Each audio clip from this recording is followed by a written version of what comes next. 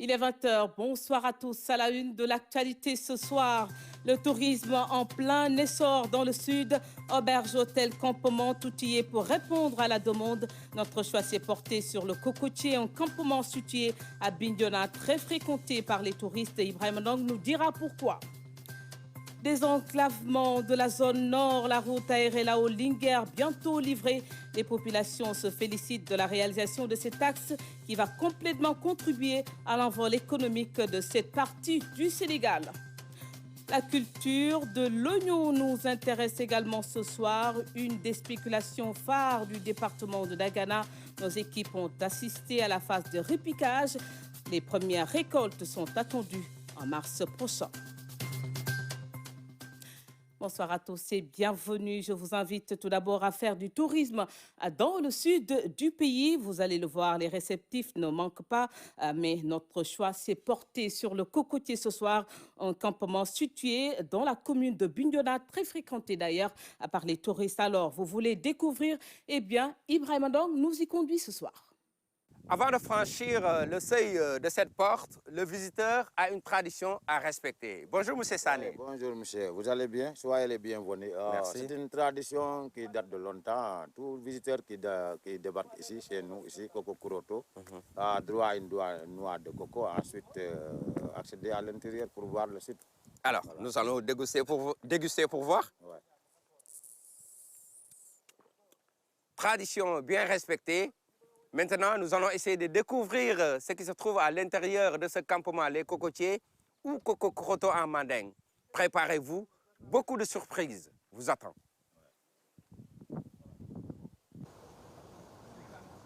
En progressant vers l'intérieur, le visiteur profite en même temps du décor du milieu. Quelques petites minutes seulement suffisent pour découvrir la première surprise.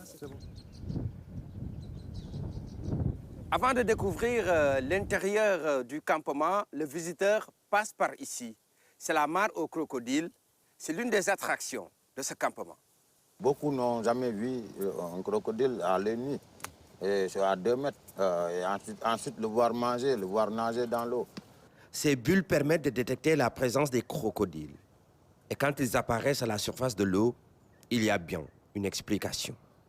Quand tu vois un crocodile soulever complètement la tête et jusqu'à même voir les mâchoires, c'est parce qu'il est en train de manger. Il ne peut pas manger à l'intérieur de l'eau. Il mange, après avoir mangé, peut-être il va le plonger dans l'eau. Ouais. C'est comme chez nous, les humains. Si on mange, après le manger, on boit pour faire descendre la nourriture. Le milieu ne désemplit presque pas. Les touristes viennent de partout dans le monde pour y séjourner. The place is nice, cool, and yeah, a lot of trees. Wow, good. Es muy bonito acá, es súper tranquilo, mucha armonía, la naturaleza, las personas, es muy hermoso y me siento muy agradable aquí, en armonía. Mi primera vez aquí en Abene. The environment is so friendly. I came here on the 2nd January. I met different people. I met Sane, Tafa Conte. Yeah, they are all friendly. Mais pourquoi ce campement porte le nom des cocotiers? On est pieds dans l'eau, à 0 mètre de la mer. J'ai vu dans les plages européennes, au Brésil, au Copacabana, partout et dans les plages, j'ai vu des cocotiers qui donnent bien. Donc on a dit que pourquoi pas ici. Okay. Bon. Ici, 300 pieds meublent le décor, en plus des noix de coco, avec leurs vertus thérapeutiques. Cette eau-là, elle éclaircit la vision de l'homme. Ensuite, les mots de rein, ça je sais. Ça j'en sais pertinemment. Okay. Dans le village de Abene, il y a aussi un autre site considéré comme un passage obligé des touristes. L'arbre sacré. Estoy muy feliz de estar en vuestro país, de vuestra gente, de todo en general. Es para mí muchas emociones. Sí, estoy muy contenta. ¿Es la primera vez? Es la primera vez que vengo a África, Sénégal. Sí. Bienvenue à Bantangoro, où les 6 fromagers réunis. Bantawara, c'est le nom mandin. C'est à vous dire, Bantan, c'est le nom de fromager. C'est le fromager. C'est pour cela qu'on dit Bantan. Si c'est Woro, il y a 6 fromagers qui sont réunis d'être une. En bas aussi, même les racines, ils sont réunis. Le village d'Abené, c'est un nom mandin. C'est à vous dire, on rassemblait, créer un village. Parfois, à Bené ici, on mariait ensemble pour avoir l'enfant, c'est pas facile. Mais on avait des vieillards dames qui se trouvent au milieu du village, qui vont l'amener jusqu'à cet arbre. Parce qu'avec cet arbre, si tu tournes à l'autre côté, l'arbre, si tu montes jusqu'en haut, l'arbre acquiert un lieu. Pendant l'hivernage, pendant la saison sèche, tout le temps, si tu viens ici, il y a de l'eau. Donc ce lot-là n'a jamais cessé. Nos vieillards dames amenaient la femme ici, après on va amener de l'eau de la maison, on prend ce lot-là, on les utilisait, on donnait la femme. S'il a boit, s'il a le problème dans son ventre, ça sort. Après on prend ce lot-là, on lave tous ses corps. Après tout le monde, les femmes et les enfants, tout le monde réuni au bord de l'arbre, fait la prière pour la dame. À ce moment que la dame aussi retourne chez lui, elle ne peut pas gérer les mains avec quelqu'un sur la route, elle ne peut pas regarder derrière, elle va aller directement dans sa chambre. Donc ce nuit, si elle a couché avec son mari, l'aide de Dieu et l'esprit de l'arbre, ça lui fait communiquer d'avoir l'enfant. Nous quittons la terre ferme pour un autre milieu, les Bolons. C'est à partir d'ici que les visiteurs vont à la découverte des îles Caronne. Dans les îles Caronne, vous entrez là-bas, c'est le paradis. Quand je dis le paradis, vous trouvez des choses rares. Là où nous sommes, il y a l'île des oiseaux ici à côté, les oiseaux rares. C'est magnifique en tout cas. Vous allez découvrir vous-même, vous voyez les oiseaux. Et c'est les sons même des oiseaux qui vous accueillent. Aujourd'hui, on note une forte présence d'étrangers dans la commune de Kafountine. Une situation qui s'explique par la stabilité en Casamance, une paix qui favorise le développement de la zone. Avec ce contexte de paix, nous pouvons vraiment rassurer et les touristes et les investisseurs qui veulent, parce qu'il y a pas mal d'opportunités d'investissement ici dans la commune de Kafountine. Aux investisseurs et autres visiteurs, plus de soucis donc à se faire, la Casamance vous souhaite la bienvenue. Kafountine est une commune particulière de par ses potentialités économiques, mais aussi de par sa position géostratégique.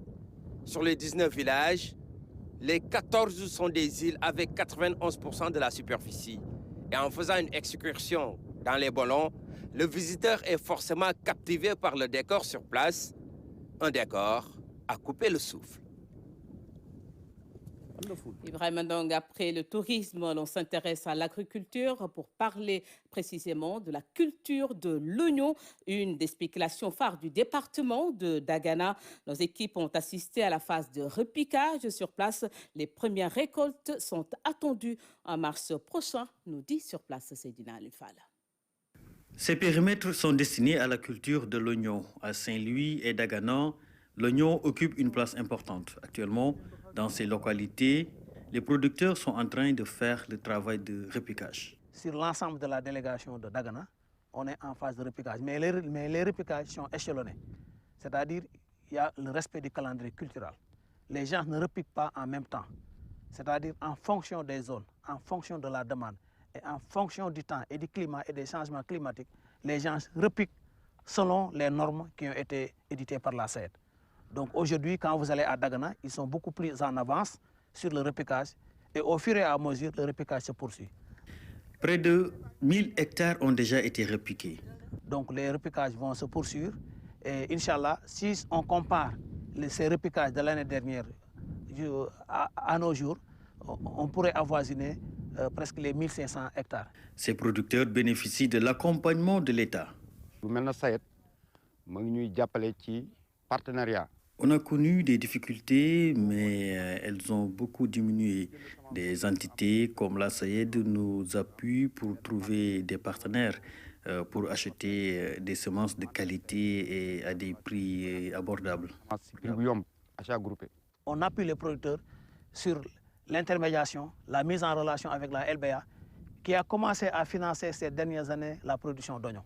Vraiment, nous saluons vraiment cela Et vraiment, nous lançons un appel pour que la LBA et les autres partenaires financiers puissent accompagner aussi vraiment l'interprofession oignon pour financer les producteurs d'oignons.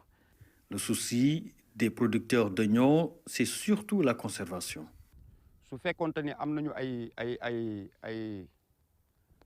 ay magasins yu nga xamante ni bu ñu récolter suñu soble fa la ñu ko yóbbu. Si on avait des magasins de stockage, cela allait faciliter la conservation de l'oignon. li nga nar teg ci naaj bi muy saaku yi di yàqu wala produit bi di yàqu ci naaj bi. Pour ne pas laisser une partie de la production pourrir au soleil. dana wàññi yàqu-yàqu bi nga xamante ni mooy am ci soble bi. La SAED avait doté de ses producteurs des palettes pour qu'ils puissent vraiment stocker l'oignon. Mais en dehors de cela, il y a quelques magasins répartis au niveau du département de Dagana où l'oignon est conservé. Même aujourd'hui, il y a des gens qui conditionnent à 25 kg. Tout ça vraiment pour améliorer la qualité. Ils ont acquis un financement pour 2 magasins, une à Ndiaye et une à Mbad. Et ces magasins-là vont contribuer de manière significative pour vraiment la conservation de l'oignon, pour que vraiment le consommateur puisse avoir de la qualité. Les producteurs d'oignons de la délégation de Dagana espèrent obtenir plus de facilité pour l'écoulement de leurs produits, avec des contrats à l'instar du riz et de la tomate, signés dès le début de la campagne par des promoteurs pour l'achat de leur production. Autre sujet, désenclavement de la zone nord, la route aérienne Lao-Linguère, bientôt livrée. Les populations se félicitent de la réalisation de cet axe qui va complètement contribuer à l'envol économique de cette partie du Sénégal. Maman Moussagnan.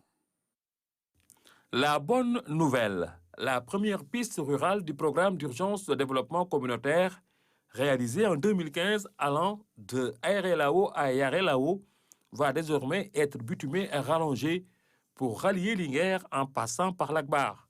Cet axe va renforcer la connectivité entre les terres fertiles du Waalo et les vastes prairies du Djeri. Le projet à terme va faciliter les rapports entre les zones de production et les zones de consommation. L'Akbar, Yaré-Lao, Aéré-Lao, Koilel, Palerou jusqu'à Demet, c'est une route de développement. Elle va aller jusqu'à Linguère. Elle va relancer l'économie dans le Fouta.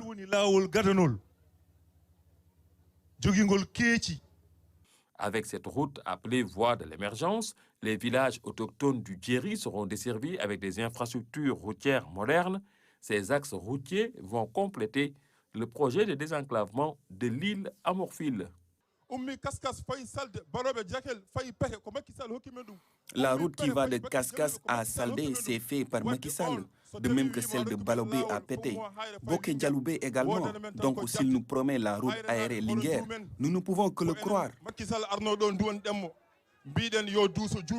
La route aérienne Lao, Yaré-Lao, l'Akbar Linguère vient s'ajouter au portefeuille de projets mis en œuvre par le maire de Aéré-Lao. Aéré-Lao qui tend vers la modernité. Les axes routiers de l'intérieur de la commune ont entièrement été pavés par des jeunes et l'axe routier Aéré-Lao-Ndjoum est désormais bouclé et livré. Le plan est bien élaboré comme vous le voyez ici. La route va de Aéré à Linguère. Vous voyez, c'est un plan déjà fait.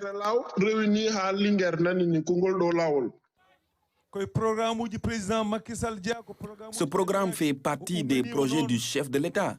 Il vise surtout à désenclaver le nord du Sénégal. Les actions du maire s'étendent aussi à l'éducation avec la construction de 2 daras modernes et d'un centre de formation professionnelle départemental. L'érection d'un centre de santé flambant neuf et pas moins de 80 villages ont été sortis des ténèbres grâce au programme d'électrification alimenté par les dorsales électriques Aéré-Lao Rendo. Les menaces de la démocratie, c'est le thème de la conférence de l'Académie nationale des sciences et techniques du Sénégal. Le conférencier professeur Frédéric Worms est largement revenu sur les grands dangers qui pèsent sur la démocratie. Mamadou Sakine et Moussa Mané. Cerner les menaces qui pèsent sur le devenir de la démocratie, c'est tout le sens de cette conférence organisée par l'Académie nationale des sciences et techniques du Sénégal. Ce que j'ai essayé de montrer, c'est que la démocratie, c'est bien sûr l'unité du peuple, le pouvoir du peuple, mais fondée sur la reconnaissance de ses différences. Il faut construire des cadres où on puisse parler et dire des choses différentes. Il y a les cadres politiques pour la décision, c'est le Parlement, les élections. Il y a les cadres scientifiques pour la formation du jugement, c'est l'école, c'est l'université, c'est la recherche. Il y a les cadres sociaux pour l'accès à l'information, c'est la presse. Il y a le cadre des limites, parce qu'il y a des gens qui dépassent la liberté d'expression. L'Académie s'intéresse à des sujets d'intérêt public. Le choix des thèmes à débattre s'opère en fonction de plusieurs paramètres. Elle les traite suivant des demandes. On peut être interpellé ou on peut s'autosaisir de thèmes que nous pensons importants et d'actualité. C'est dans ce contexte que nous avons choisi ce thème sur la démocratie, comme nous avons choisi dans le passé des thèmes aussi variés que la laïcité, l'industrialisation, l'enseignement de la science. L'Académie nationale des sciences et techniques du Sénégal a été créée le 9 novembre 1999. Elle contribue à la promotion de la science et de la culture scientifique. Le lycée Valdiodio Ndiaye de Kaolack va être réhabilité. L'annonce est faite par le président de la République, ainsi une vieille doléance des autorités de la structure et des élèves va être donc satisfaite. L'école est construite il y a plus de 50 ans. Aujourd'hui, la capacité d'accueil est largement dépassée. Un changement de paradigme s'impose. Focus sur ce lycée mythique qui a formé plusieurs hauts cadres de ce pays avec Claire Diop. Créé en 1958 par les colons, le lycée Valdiodio Ndiaye, une partie intégrante et patrimoine historique de la ville de Kaolack. La structure est une référence nationale du point de vue qualité des enseignements-apprentissages dispensés. À la base étaient construits 4 bâtiments. Le Blanc avait en tout cas construit 4 bâtiments qui sont là. Le bâtiment A, B, C et le bâtiment D. Mais le bâtiment D aussi a été reconverti parce que le bâtiment D, c'était des dortoirs. Il y a aussi le bâtiment qui abrite la bibliothèque qui était le réfectoire. Actuellement, le bâtiment D est utilisé comme des salles de classe. Au fil des années, des aménagements ont été apportés pour faire face à la forte demande. Déjà, à l'époque, le lycée Valdiodio Ndiaye recevait l'ensemble des élèves provenant des SEM de l'ancienne région naturelle du Sine Saloum. Aujourd'hui encore, le nombre d'élèves reçus dépasse de loin la capacité d'accueil. Le lycée peut en tout cas accueillir 2500 élèves si c'était vraiment un quota normal. Mais actuellement, les lycées abritent en tout cas 3300 élèves que nous gérons. Mais dans les classes, si vous allez dans les classes, il y a des classes où les élèves vraiment s'assoient à 3. Pourquoi? Parce que tout simplement, non seulement la salle ne peut pas prendre en tout cas plus de 30 tables bancs, alors plus de 25 tables bancs, alors qu'on a mis 30 tables bancs. Ce qui fait que il y a un nombre pléthorique, surtout si on va au niveau des secondes. Nous recevons vraiment beaucoup d'élèves de seconde. Ces derniers sont environ 1400 à fréquenter le lycée. Ils s'assoient à 3 par table.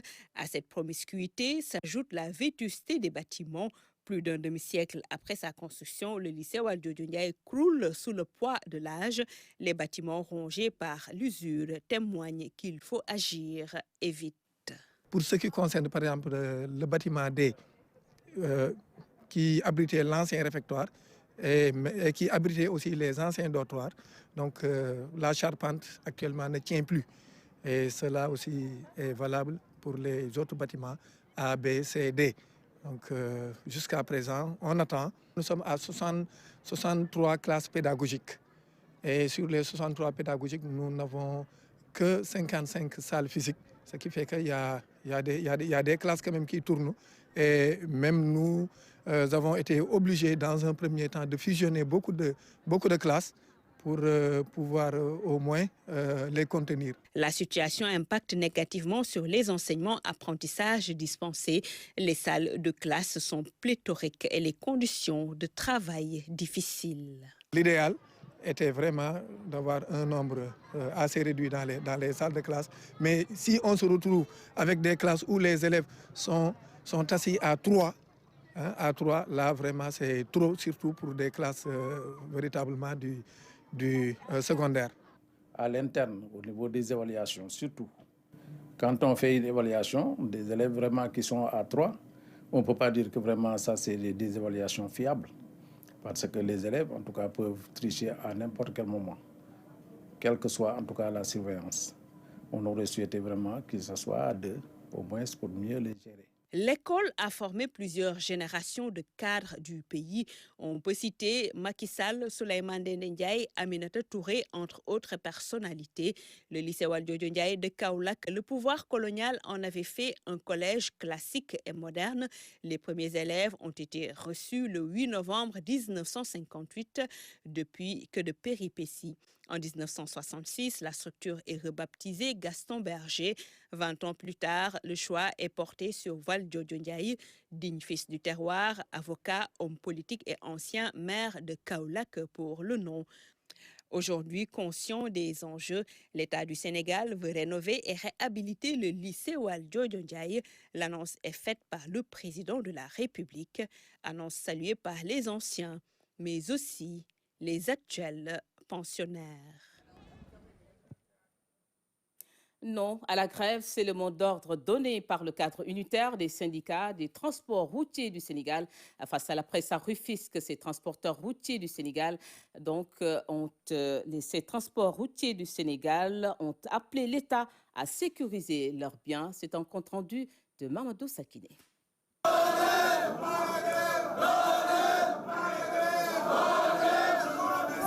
Le ton est donné. Pas question de perturber le secteur du transport. Une véritable démonstration de force des 9 entités qui regroupent le cadre unitaire des syndicats des transports routiers du Sénégal. Nous sommes dans un climat de deuil. Nous avons perdu 40 personnes sur nos routes. Donc tous les Sénégalais devraient vraiment penser de compatir avec ceux qui ont perdu leur âme et pas d'aller en grève. Parce que tout ça, je me pose la question, ceux qui veulent aller en grève, pour quelles raisons? Quels sont par exemple ceux qui les poussent à la grève? Parce que nous avons entendu nos camarades dire que simplement on ne nous a pas appelés.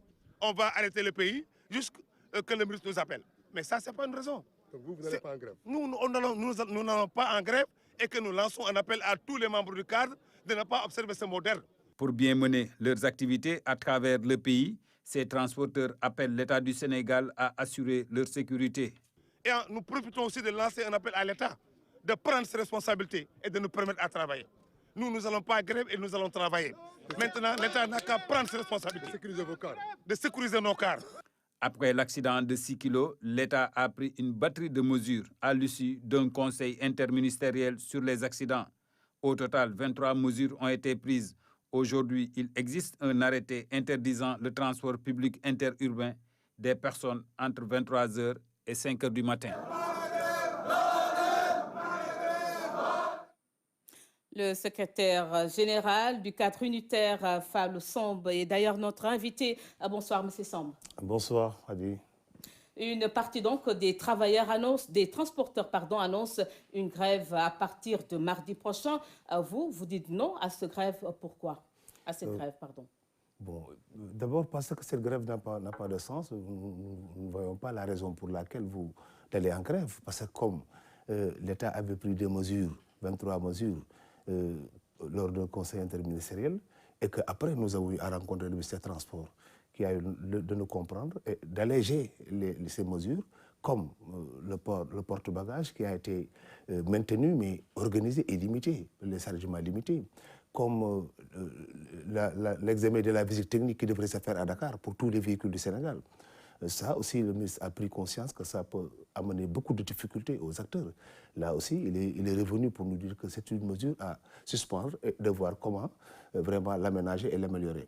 Ainsi de suite, comme les pneumatiques, comme aussi les camions ne sont pas concernés par les mesures de fixation des heures de circulation, comme les taxis de l'AIBD ne sont pas concernés. Donc il y a beaucoup de points vraiment qui ont été discutés, échangés et vraiment allégés par le ministère des Transports. C'est la raison pour laquelle nous nous sommes dit que nous n'avons pas de raison pour aller en grève et que c'est pourquoi on a tenu ce point de presse aujourd'hui pour lancer un appel à tous nos camarades vraiment de ne pas suivre ce mode de grève.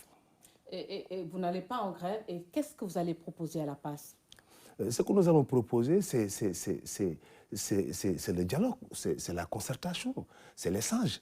Parce que même nos camarades sont en train de réclamer des mesures contre le transport illégal. Parce que quand on nous dit d'arrêter nos véhicules à 23 h, nous, on a dit au ministre, on est d'accord sur le principe, parce que les statistiques ont démontré que 75% des accidents mortels sont dus entre 0 h et 6 h du matin. Donc, on est d'accord sur le principe de fixer les heures de circulation de nos véhicules. Mais d'abord, au préalable, de déclencher une bataille, un coup de poing pour éradiquer, assainir complètement ce secteur, pour faire sortir tout ce qui est les wargainés, les transports illégaux dans le secteur du transport d'abord. Bon, pour aussi, comme vous le savez, les taxis jaunes noirs, il y a beaucoup de taxis qui ont des problèmes parce que même ici à Dakar, il y a des policiers qui, après 11 h, ils commencent à leur dire de garer. Et que je crois que les mesures, c'est le transport interurbain, ce n'est pas le transport urbain. Donc ça aussi, c'est des petits problèmes. Mais on espère qu'on va aussi rencontrer une deuxième fois le ministre pour en discuter sur ce point et trouver des solutions.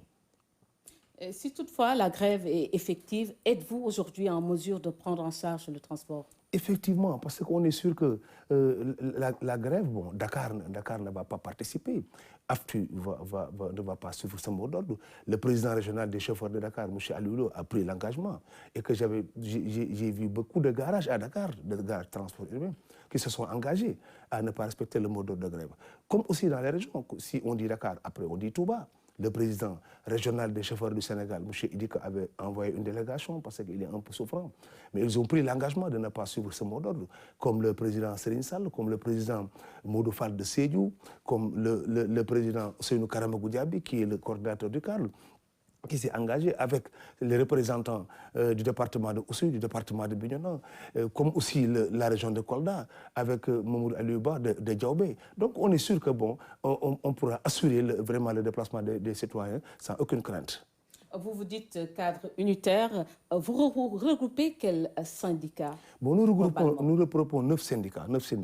Moi, je suis le secrétaire général du syndicat des professionnels des transports publics routiers du Sénégal. Il y a le SNPTP, syndicat national de transport de proximité, dirigé par le camarade Ousseynou Karambagou Diaby. Il y a le SYNAC Trans, un syndicat des gros porteurs et des véhicules de transport en commun, dirigé par le camarade Pape Dialognan. Il y a le SNTR, dirigé par M. Momod Sissé. Il y a le SPT AFTU, dirigé par Adam Ngom. Il y a aussi le CDSTTS, dirigé par Modou Ndiaye. Il y a le STRFC, dirigé par Modou Sok. Donc il y a 9 syndicats en tout qui sont dans le cadre unitaire et que tous ces syndicats sont prêts pour vraiment aller continuer leurs activités, travailler sans aucune crainte. En tout cas, ce que nous faisons, c'est lancer un appel à l'État pour qu'il puisse prendre ses responsabilités. Parce que aussi, comme vous le savez, eux, ils disent qu'ils ne vont pas aller à grève, ils vont faire un arrêt de travail. Donc, moi, je comprends, parce que si, par exemple, vous voulez aller en grève en tant que syndicat, vous devez au moins déposer un préavis de 30 jours. Mais si ce n'est pas le cas, ce qu'ils ont dit, c'est qu'ils ne veulent pas vraiment aller en grève, mais ils veulent faire un arrêt de travail. Donc, ceux qui veulent faire un arrêt de travail ont le droit de le faire. Mais ceux qui veulent travailler aussi ont le droit de travailler. Donc je crois que l'État va prendre toutes ses responsabilités pour nous garantir la sécurité, nous permettant vraiment de mener nos activités librement. Qu'est-ce que vous craignez? Vous avez d'ailleurs tantôt demandé à l'État de sécuriser vos biens. Qu'est-ce que vous craignez? Parce qu'on se connaît, nous sommes tous des syndicalistes, on se connaît. Parce que ceux qui ne veulent pas aller en grève, ils vont faire tout pour casser nos véhicules, vraiment pour nous utiliser, pour vraiment faire un trafic d'influence, pour que quand ils cassent un véhicule, les autres vont garer leur véhicule.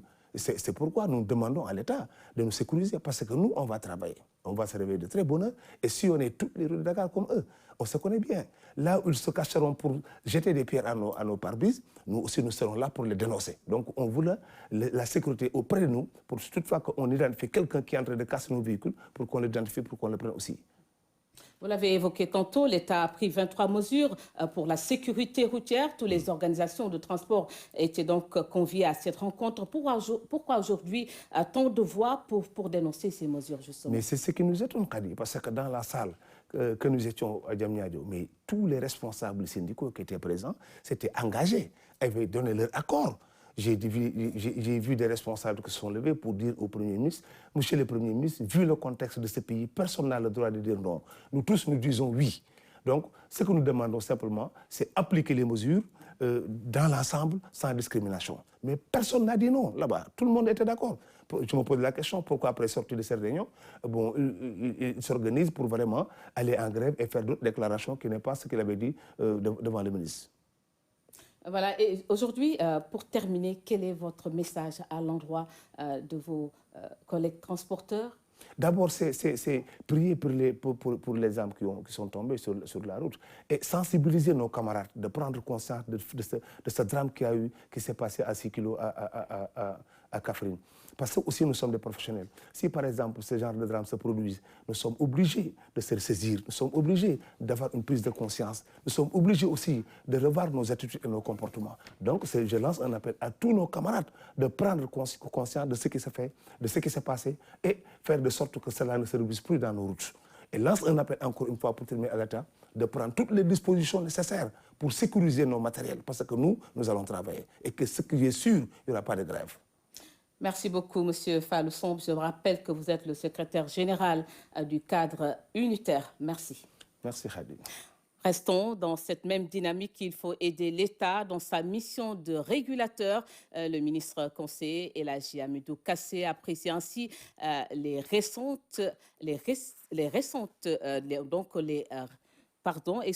il faut donc aider l'État dans sa mission de régulateur. Le ministre conseiller Elhadji Hamidou Kassé apprécie ainsi les réticences des transporteurs à propos des mesures prises pour lutter contre l'insécurité routière. Il était l'invité de l'émission Point de vue de ce dimanche. On l'écoute. Il faut que donc, dans ce cas précis, tous les secteurs, on accepte la régulation, la suprématie de l'État, parce que nous tous, nous avons déposé en l'État notre volonté et individuelle et collective. Et c'est pourquoi il est l'expression et de la volonté générale et de l'intérêt général. Donc dans ce cas précis, si je vous reprends bien, il faut aider l'État à réguler le secteur avec sa force publique. Voilà, absolument. Il faut aider l'État, chacun d'entre nous doit aider l'État à être fort, à être un régulateur respecté et obéi. Ouais, tout en étant flexible aussi. Oui, mais en tenant compte de la complexité des questions. Comme la flexibilité, c'est quoi? La flexibilité, c'est par la mise en œuvre du principe de concertation et de la quête du consensus. C'est à mon avis donc, c'est cela qui définit la flexibilité quand on parle justement de l'État, dans le cas d'espèces du moins. Voilà, le ministre de la Culture et du Patrimoine historique a présidé la cérémonie d'inauguration du Centre de lecture et d'animation culturelle Ibrahim Mamadou Wane de Mbumba. L'infrastructure a réalisé pour un coût global de 62 millions de francs CFA sur place. Diana Badja. Un centre de lecture et d'animation culturelle à Mbumba dans le département de Podor. C'est le ministre de la Culture et du Patrimoine historique qui a inauguré cette infrastructure destinée à la quête de connaissances. L'ancienne capitale du Lao a été une belle terre de confluence. L'État ne pouvait manquer de conforter cette identité remarquable en offrant à ses filles et fils une infrastructure digne de cette grande réputation. Le CLAC Dr Ibrahim Mamadou Wane, qui vient d'être inauguré, est le fruit d'un investissement de 62 millions de francs CFA et outre des fonds documentaires soigneusement sélectionnés, il abrite un espace enfant équipé d'outils informatiques et de ressources numériques parfaitement à jour et susceptibles de connecter les usagers aux pulsions positives du monde. Je puis vous assurer de notre disponibilité à consolider cet investissement qui fera de Mbumba un bel exemple d'intercommunalité. Cet édifice est dénommé Dr Ibrahim Mamadou Wane, médecin de formation. Il fut le premier ministre de l'Éducation et de la Culture du Sénégal indépendant, outre plusieurs autres fonctions qu'il a eu à occuper. Ibrahim Mamadou Wane se définit comme un fils du terroir de Mbumba. Quel exemple d'humilité! Docteur, à travers vous, nous célébrons les valeurs intellectuelles et morales que vous incarnez.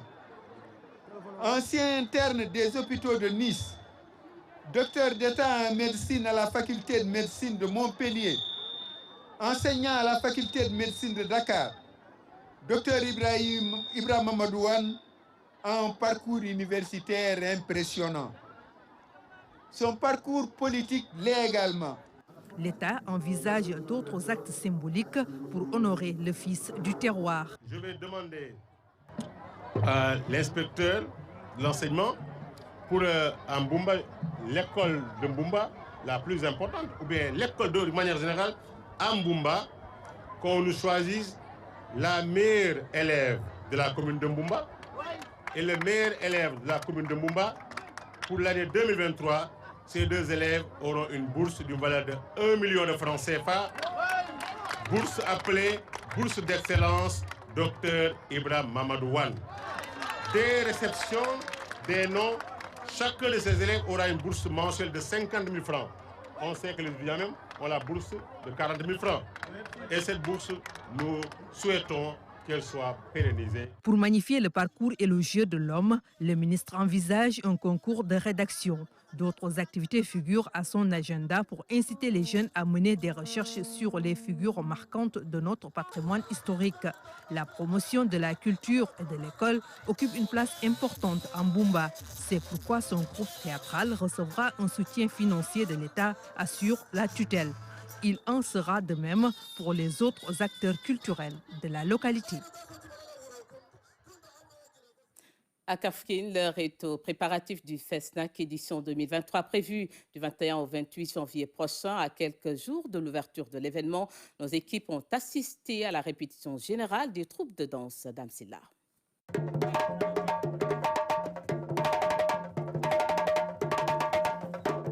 À une semaine du démarrage officiel de la 11e édition du FESNAC, Festival national des arts et cultures, Kaffrine, qui abrite cette année les festivités, se trempe déjà dans l'ambiance.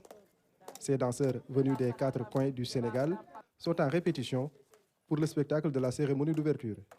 Il y aura toutes les régions du Sénégal. Chaque région va amener la danse, la musique et le théâtre pour les compétitions. Mais en dehors de ça, il y a d'autres choses qui vont se faire en périphérie, où il y aura des choses organisées par le comité local pour vraiment faire, pour montrer la culture de Kaffrine, le savoir-faire de Kaffrine aussi. Prévu du 21 au 28 janvier 2023 à Kaffrine, le Festival national des arts et cultures FESNAC vise à faire connaître la diversité culturelle du Sénégal, tout en mettant en exergue les éléments de convergence pour la sauvegarde de l'unité nationale. Vous voyez maintenant, regardez cette rencontre des régions, des jeunes qui se retrouvent pour échanger. L'essentiel, c'est pas... Le plus important, c'est l'échange, c'est se connaître. Et c'est ça le plus important. Tout le reste, c'est juste les compétitions, tout. Oui, c'est vrai, mais le plus important, c'est les rencontres entre les jeunes, entre des artistes. C'est important que parce que l'artiste a besoin de s'exprimer. Et là, c'est une occasion pour que les artistes s'expriment. Donc, je pense que c'est une très, très bonne chose. Les politiques et programmes initiés récemment par le gouvernement permettent de donner à la culture sénégalaise un nouveau souffle, selon l'acteur culturel Jean Tamba. Actuellement, ça commence à redémarrer. Bon, c'est normal parce que chaque chose, tous les 10 ans, je pense, c'est un renouvellement. Et là, on est en fin de cycle. Là, on est en train de renouveler les choses. Et ça, bon, on est en train de mettre des choses en place, des fonds pour la danse, des fonds pour le théâtre et tous les fonds qui vont être en place pour développer l'art au Sénégal et la culture en général. Le FESNAC 2023 aura comme invité d'honneur la communauté Lébou et la chefferie traditionnelle coutumière. La danse, la musique et le théâtre seront au centre des festivités.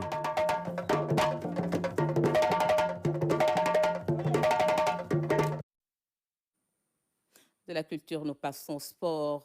Banlieue Sprint, la 4e édition, a eu lieu hier au Monument de la Renaissance, une initiative de Nima Faye, championne d'Afrique d'athlétisme. L'activité vise à démocratiser la pratique de l'athlétisme et de détecter de nouveaux talents en vue des Jeux olympiques de la jeunesse Dakar 2026. Amadou Diallo et Moussa Mané.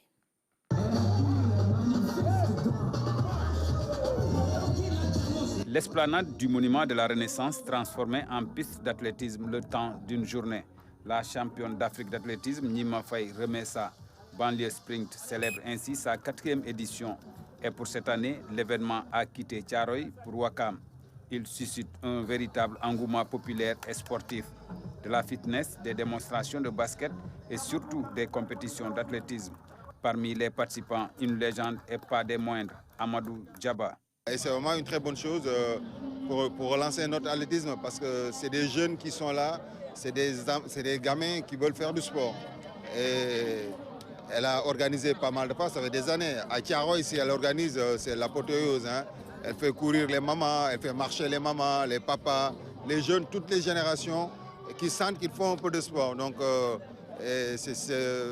comme nous nous projetons pour les Jeux olympiques de 2026, et je pense que cette génération de Nima, si chaque athlète le faisait, donc on pourrait avoir pas mal de licenciés au niveau de l'athlétisme et avoir des pépites à qui nous comptons pour l'athlétisme de demain. Parents, amis et collègues sont venus massivement pour soutenir Banlieue Sprint. C'est une belle opportunité pour le sport africain et le Sénégal sera vraiment mis en avant et on se doit de réussir ces bel événements et du coup voilà, c'est par ce genre d'initiative-là qu'on crée cet engouement autour des Jeux olympiques de la jeunesse. Pour l'organisatrice, il s'agit d'un moment de partage de son expérience avec les jeunes générations. Moi, ce que je voulais, c'est de rentrer au Sénégal, car j'ai beaucoup appris dans les 4 continents et je veux vraiment partager ça avec les jeunes Sénégalais. Et c'est mon engagement et je suis passionnée de ce que je fais et j'irai jusqu'au bout pour partager mon expérience avec les jeunes Sénégalais. En fait, là, on a fait 50 mètres pour tout le monde. Donc là, d'habitude au Sénégal, on fait que des croches. Permettre aussi, nous qui veulent être coachs, il y a pas mal de coachs qui sont là, il y a les Moulay Sonko, les Chernian. Donc c'est des coachs d'athlètes. Donc ça va nous permettre aussi d'avoir des jeunes qu'on peut accompagner pour les Jeux 2026. Les jeunes athlètes distingués dans Banlieue Sprint vont être suivis et encadrés. Ils pourront ainsi participer aux Jeux olympiques de la jeunesse de Dakar 2026.